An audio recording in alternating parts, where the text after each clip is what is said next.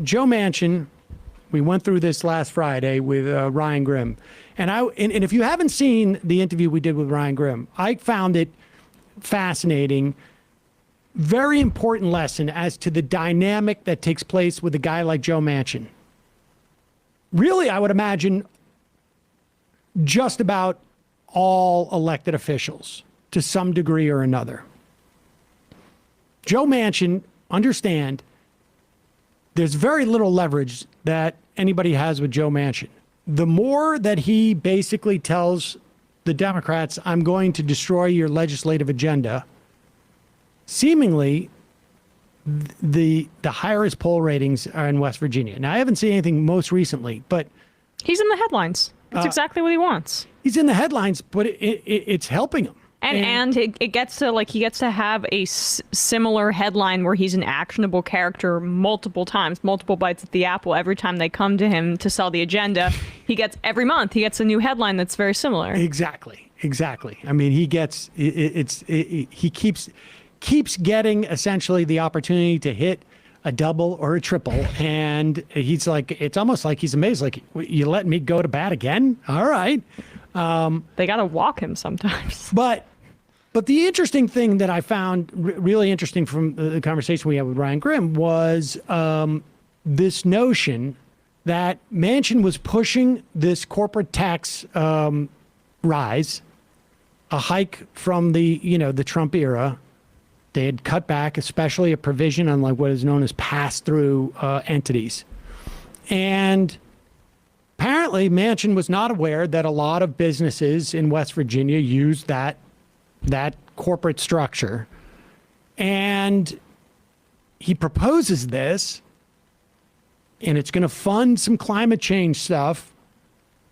And then, and Ryan suggests that maybe also Republicans went out to help sort of find potential complainers. Moneyed interests in West Virginia complained to him, probably people who have given him money in the past, big money, corporate donors. And so he pulls his own proposal off the table. And that dynamic, I think, is really important to understand. Because Joe Manchin,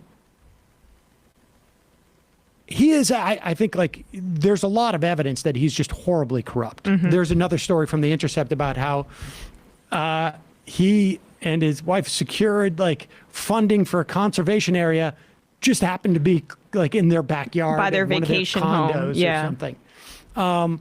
And we know the stories of his daughter and this and that. He's corrupt. Corrupt, I think, like, probably in the top quartile of corrupt in Congress, which is tough. There's very corrupt people there. Yeah. But I think the other thing to note is he has no ideology, I think, on some level. I don't think he has a particular, or to the extent that he has one, it is not as horrific as it might seem. He just has a bunch of corporate donors because he's a corrupt guy and he does what they tell him. Period. End of story. Because he listens to the donors from West Virginia that tell him to retract his own proposal. But anytime the rest of his party tries to get him to move an inch in their direction, he doesn't listen to them. And so you can see that it's one-sided, and that's just the corruption. And maybe it is, maybe he does have an ideology insofar as, like, I don't know what you would call, like, a corporate ideology or just a corrupt ideology or just, I don't think he thinks too much about how society should work as much as what benefits me in any given moment is what I'm going to pursue. And then when he does say something about society, it's usually like coded racism about why people shouldn't get the child tax credit because they'll spend it on drugs. Right. So that's an ideology. You're just like a fair enough 80s, racist conservative. but things are so transactional with this guy. Yeah.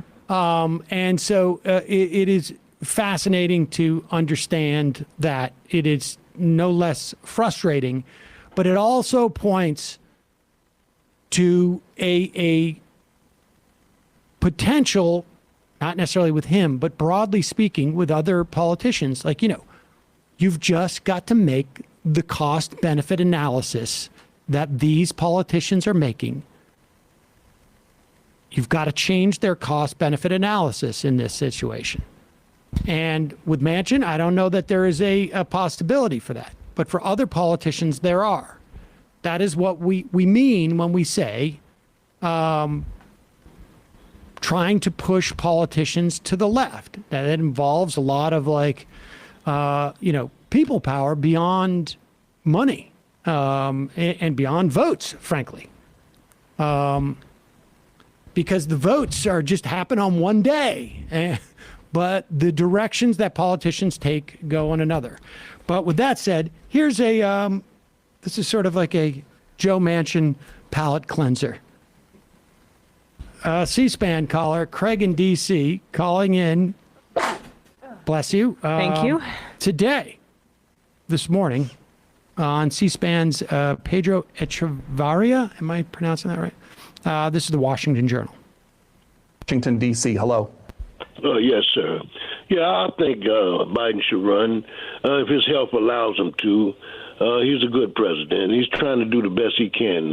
If he don't run, we still got to vote Democrat because the Republicans are going to take us real bad. They already done got started. And I just want to really get this out there. Joe Manchin is a mole in the Democratic Party.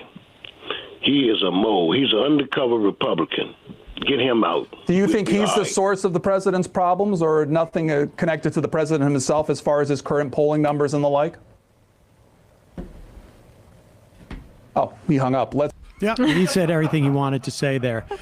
And later in the program, we're going to talk about this dynamic. That caller expresses an interesting dynamic that's there. I mean, this one seems to be more appreciative of Joe Biden than a lot of people in the Democratic Party, or just broadly speaking in the country. But this dynamic of it doesn't matter what Joe Biden is doing. The Republicans are clearly, we understand what the Republicans' agenda are.